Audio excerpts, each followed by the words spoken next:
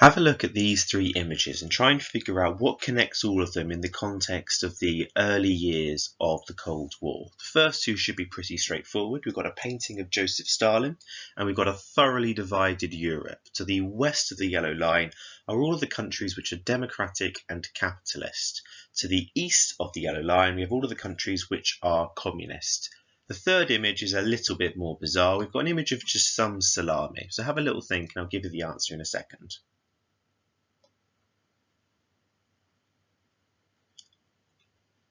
So what connects all of these images is the idea of salami tactics. Now, this isn't something which the history department or I've come up with. This is an awful phrase to describe an awful tactic. It's created by a communist leader, in fact, the communist leader of Hungary, a man called Rákosi. We'll learn about him in a few lessons' time. But Rákosi came up with this idea in an incredibly gleeful, awful way. He was describing the way he took control of Hungary and turned it into a definitively communist country. Rather than try to get rid of all of his opponents in one go, he got rid of some, then he got rid of others, then he got rid of others, then he increased his own control, and again and again and again. In the same way, you wouldn't just have a salami all in one go, you take it slice by slice. Now, we're not just going to be looking at Hungary, we're going to be looking at how Stalin increases control over all of Eastern Europe, and he does it in this way of salami tactics. So that gives us the title of this lesson, How Did Stalin Extend His Control of Europe? Now, a note about this lesson, you definitely want to make sure that you can get your hands on the Word document on Schoology because it's got loads of blanks to be filling in. If you can't get it for whatever reason, that's absolutely fine. It just means you're going to be doing a lot more writing than you otherwise would be. Now, if you think back to last lesson, we were looking at the wartime conferences, Tehran, Yalta and Potsdam. Now, Yalta and Potsdam are in the final year of World War II in 1945. In both of those, all of the people there, so Britain, America and the Soviet Union, had all agreed that European countries should have free and fair elections to choose their new governments. Now, Stalin wasn't particularly happy about that. After all, he's a communist, and communists don't believe in true democracy. In a true democracy like Britain or America, you can vote for the Communist Party if you want to. They'll be in the next election, they're just not very popular, they're never going to win. But in a communist country, the only type of election you're allowed is on voting for which communist candidate you want to win. At the Yalta Conference in particular, Stalin had negotiated or agreed upon a sphere of influence across Eastern Europe. The idea of a sphere of influence is that Europe, or at least Eastern Europe, will be full of leaders which are amicable or friendly towards the Soviet Union. They won't be amicable or friendly towards Germany. That way, the Soviet Union will keep a buffer zone. Now, Stalin had been able to ensure this because the Red Army, or the Soviet Union's Red Army, had freed Eastern Europe from Nazi control, and they'd never really left, and they won't really leave until the leaders of those countries are leaders which are vetted and approved by Stalin. So we've talked about a buffer zone in last lesson. The idea of a buffer zone is similar to the idea of sphere of influence. A buffer zone is a cushion. It's a safe area where the Soviet Union can't be surprised by an invasion like they had been in World War II. So they'd already secured part of Poland and then moved Poland to the west, taking part of Germany for Poland. But that wasn't enough for Joseph Stalin. He wanted to make sure that as many neighbours as possible would be loyal to the Soviet Union rather than Germany or any other Western power. He also wanted to make sure that he had access to raw materials, in particular oil, coal, iron, all these sorts of things to help their industry, and grain or foodstuffs to get their population growing again. Generally speaking, Stalin was a communist. He wasn't maybe a true communist like Lenin before him, but he did genuinely seem to approve of the idea that communism was better than capitalism or democracy. So it makes sense for him to want to spread that further.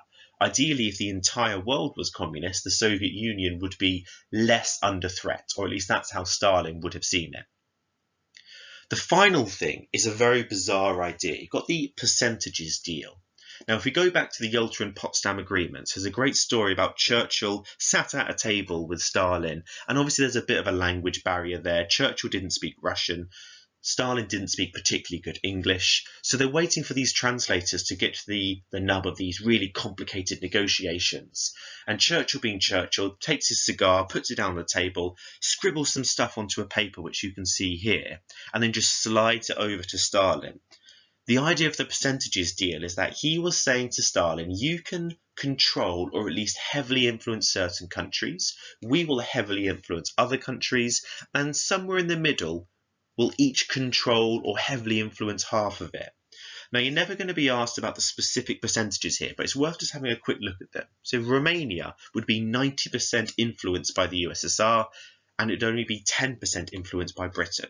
Now, what on earth is 10% of influence? It's completely meaningless. But the point is, Stalin took this as Churchill approving his use of salami tactics in the future, and he'd come back to the idea of the percentages deal. So what should have been a really rough back-of-the-envelope calculation became a justification to take over these other countries. If you look at places like Yugoslavia and Hungary, it says 50% USSR influence, 50% Britain influence. Now that isn't really respected.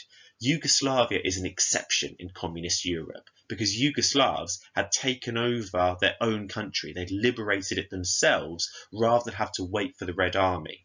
So their leader at this point, a man called Marshal Tito, will not listen to the Soviet Union and he won't listen to the West. Hungary will just be completely dominated by the Soviet Union. The West will try to help it from time to time, especially in 1956 with the Hungarian uprising, but it won't go more than just protesting the Soviet invasion of it. Now, in terms of where Stalin extends his control, we've got 8 different countries here, again with varying degrees of success. They're roughly organised according to how important they are to Stalin and the Soviet Union, that they're controlled by countries or leaders friendly to the Soviet Union. So obviously Poland with that buffer zone, East Germany to make sure that it's weak and crippled for as long as possible, and then we go further and further down to smaller or at least further away countries. Like I said, Yugoslavia is in red because it's that odd exception which never truly follows the Soviet Union. Now, in terms of how these salami tactics work, there's a range of different ideas here. And again, you're never going to be asked, list 5 different ways, but it's worth trying to remember a couple of examples and get some precise factual detail to show off to the examiner. So, in terms of getting rid of non-communist candidates incredibly overtly, in other words, really publicly, they simply could be murdered or threatened or imprisoned, maybe on trumped up or faked charges. The best example of a non-communist candidate being murdered is this guy, Jan Masaryk. He was a leader of Czechoslovakia. So he was incredibly well respected. He'd been working in a coalition government when one day he was found outside of his office in his pajamas, having died from falling out of his window. Now, it was ruled initially as a suicide, but the window was closed after him. So he was very, very organised when he killed himself, if he so did. Nowadays, it's more believed that he was killed in what would be described as the third defenestration of Prague. Defenestration being when someone is thrown out of a window. Prague has had this thing where multiple times across its history, that's how public officials have been killed. So people took it to be another example of the defenestration of Prague. Other ways might involve exiling or kicking them out of the country. Rigging elections, so either miscounting votes by adding votes for your party, your communist party that don't exist, or ignoring votes for other countries or other non-communists. Intimidating voters at the voting booth, so having strong and intimidating Communist Party members who are specifically watching you or making it clear that if you vote for a party which isn't the communist, you'll get beaten up or you'll have your house visited late at night.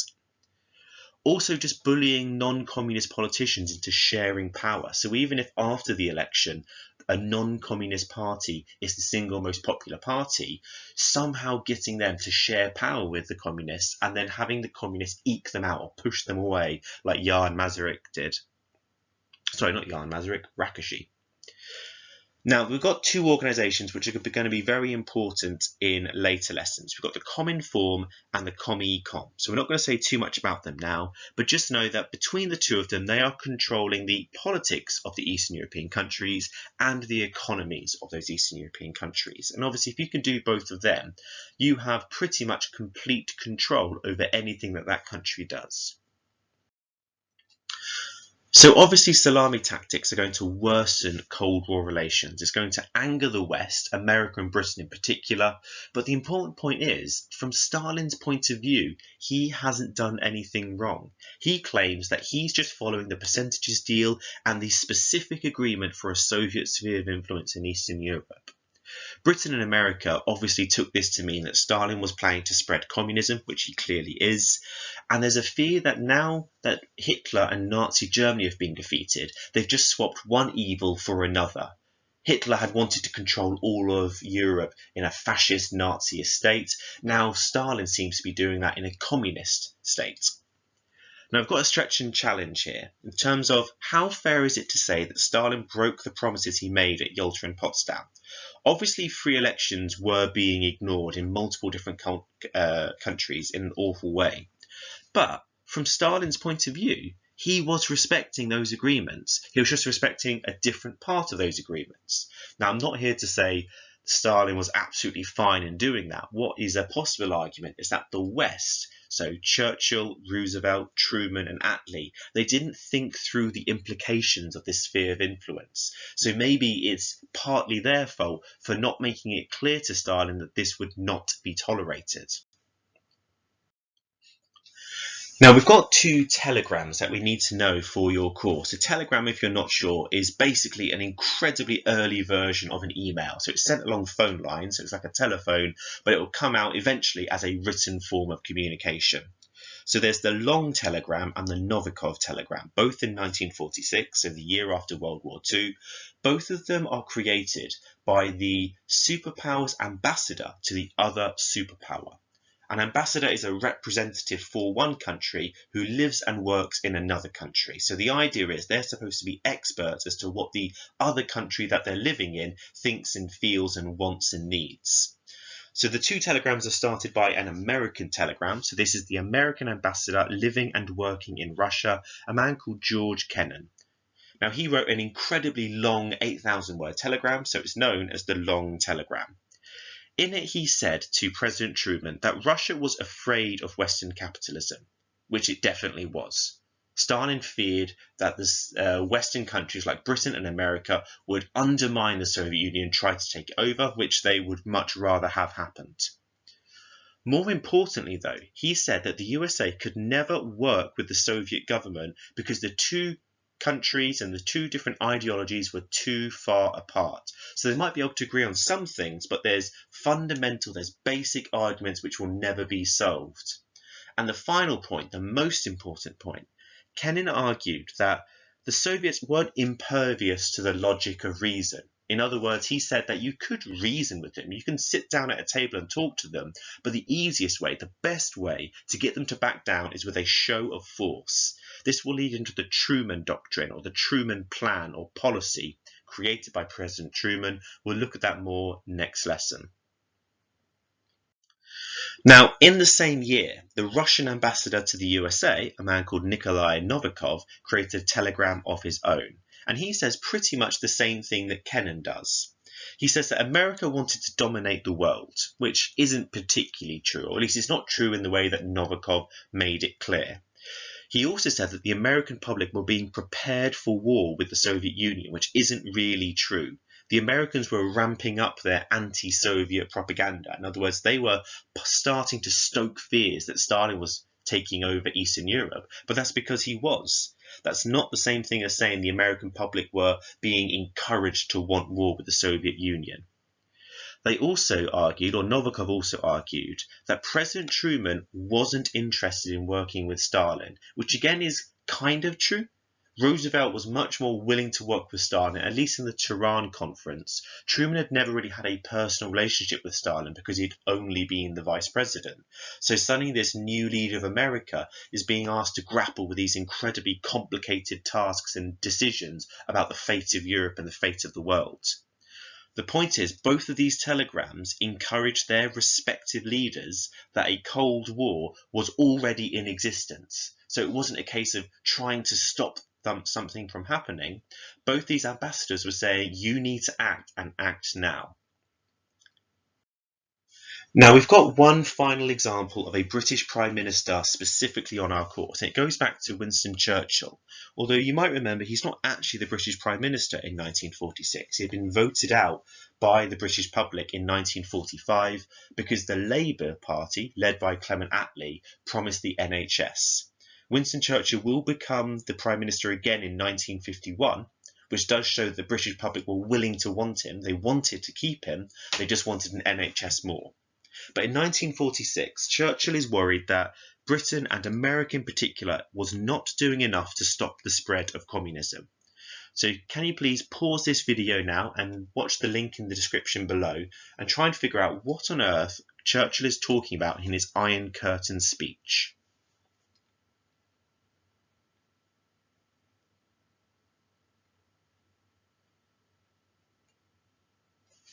Now we've got the most important line from that speech here. An Iron Curtain has descended across the continent, and you can see that black line on the map gives you a rough idea of the areas he's talking about. Now I need to quickly talk about some of those colours on the map. We've already talked about Yugoslavia, which is the weird turquoisey dark blue country. It's communist, but it doesn't follow the Soviet Union. Then we've got two blobs of grey in the middle to the north of Italy. That's Switzerland and Austria. They're both capitalist, they're both democratic, so they want to be protected by the West, but they don't ally themselves with the West in an organisation called NATO. But for these purposes, for the purpose of the Iron Curtain, they're all to the west, Yugoslavia to the east. So Churchill's Iron Curtain speech is designed to show that these salami tactics are already going on, and if the West does nothing, Europe will be divided into two. He was absolutely right. Because the West didn't interfere more strongly, the salami tactics are completed within a few years, and this Iron Curtain will pretty much stay for the next 40 or 50 years. Only by 1991 or maybe even 1992 or 3 is an Iron Curtain fully gotten rid of. Stalin is completely insulted by the Iron Curtain speech. Remember, from his point of view, he's doing what is necessary to protect his country, to protect his ideas of communism, and in any case, he was only following the Yalta and Potsdam agreements.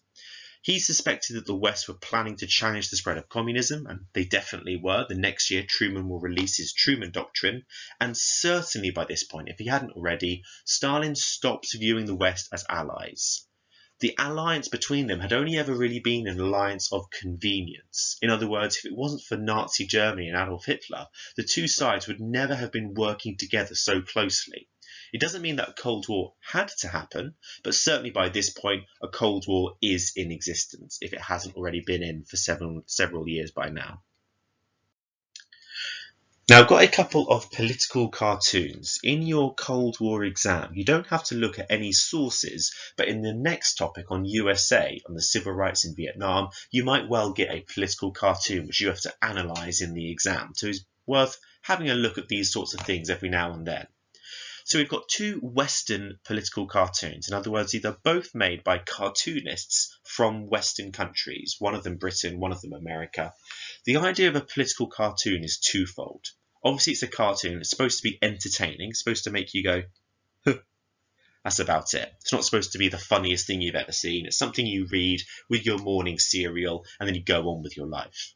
The political side of a political cartoon is to make a comment on the political situation. So usually it's looking for people to agree with them or maybe try and convince them or influence them. So it's got that mixture of a serious point phrased in a funny way. Now have a quick look at each of these sources and think, what do they suggest about the Iron Curtain? Because one's quite insulting towards it, one's quite fearful towards it. I've got a couple more questions for you to be thinking about. So if you pause the video and just work through each of these, you might want to write them down or just have a discussion with someone nearby. You'll notice there's a bit of an annotation towards the bottom where the two men to the west of the Iron Curtain have a document which says Plans for the New World. And that is referring to something called Marshall Aid or the Marshall Plan, which again we'll go over in next lesson. But it's very briefly the idea that America will spend billions of dollars to rebuild the West. So have a look through these 4 questions and then see what you think.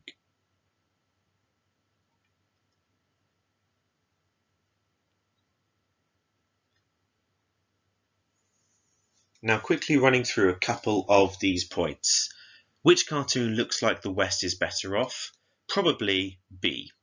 Now it seems weird because if you look at the dark shadows and the evil, foreboding nature, it kind of looks like the West is doing worse. But if you ever look at the top right of A, you can see loads of factories smogging off into the distance. Nowadays we'd think that's awful, global warming, it's absolutely terrible. But that shows that the East is rebuilding, it's getting stronger, it's getting richer, it's getting more powerful. And you can see Winston Churchill there with his famous cigar trying to peek under the Iron Curtain.